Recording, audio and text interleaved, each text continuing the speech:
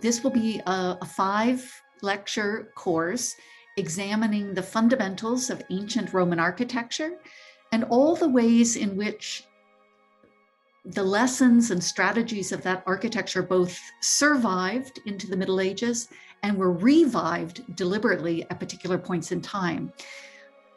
I think architecture is something that we experience viscerally every day, but that can seem challenging to talk about and think about. We don't all come in the door with the tools to do that. So part of what I want to do is to break down some of those barriers to really thinking about and analyzing architecture, help people build confidence to do that in their own right. And I think a class like this can make people so much more observant in their daily lives and also on, wonderful trips to distant places. And I think the transition between big eras, historical eras, is always fascinating. Thinking about continuities and changes, how you identify those in different places, how you describe them.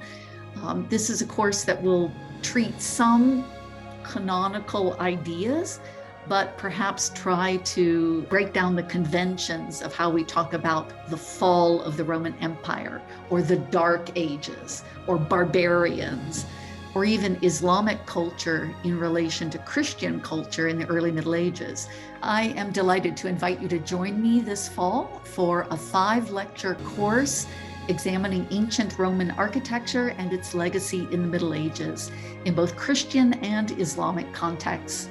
We will begin with an introduction to Roman architecture, traverse the entire Middle Ages, and look at both canonical works and works at the edges that show an interesting hybridity, whether it's Viking architecture or architecture in southern Spain or at the fringes of the empire. So if you're curious about antiquity, you're curious about the move into the Christian and Islamic Middle Ages, if you want to know more about architecture, I hope you'll consider joining me.